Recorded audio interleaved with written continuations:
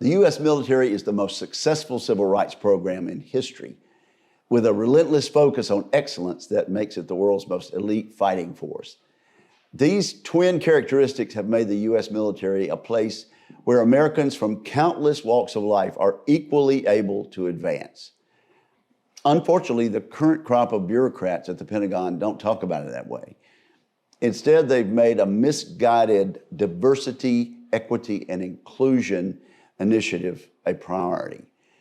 At best, this is a distraction. At worst, it is a dangerous dereliction of duty. So in response, I recently introduced what we call the Merit Act, legislation that would keep the Department of Defense from prioritizing demographics over accomplishment. My bill would promote equality of opportunity, not equality of outcome. And it would make the Pentagon focus on deterrence rather than division. Our Defense Department is supposed to prevent, and if necessary, win real wars, not fight culture wars.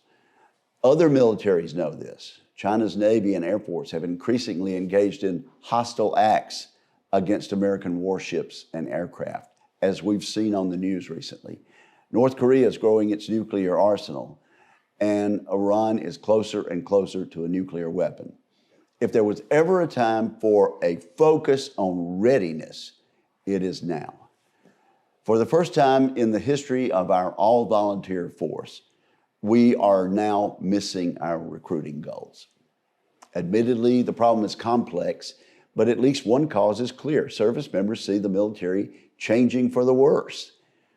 A recent survey found nearly 7 in 10 active members believe the armed forces are being politicized, and this would affect whether they encourage their children to enlist. That's particularly bad because a high rate of recruits come from families like mine with a history of service.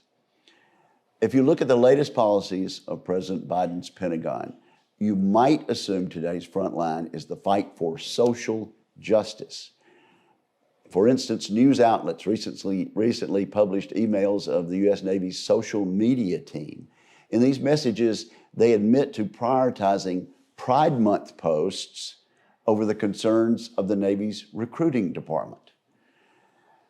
The people of Mississippi also got a front row seat to the latest efforts to drag social issues into the military. President Biden's officials cleared the way for staff at the Biloxi National Cemetery to replace an American flag with the LGBTQ pride flag for the month of June. I led a letter to the VA secretary demanding that he reinstate the American flag, noting that cemeteries should be places of reflection and respect, not public virtue signaling. And we're not through with this issue, I can assure you. Worse still, focusing on these social issues erodes the armed forces culture of merit-based promotion. Some on the political left would like to make demographic factors, including race, a permanent part of a candidate's evaluation for a role. This is unjust and will pit service members against each other based on factors no one can control. My legislation is designed to fight against that misguided movement.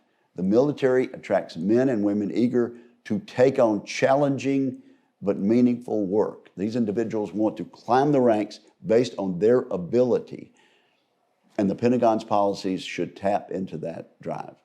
So the Merit Act would shift the focus away from wokeness and toward service.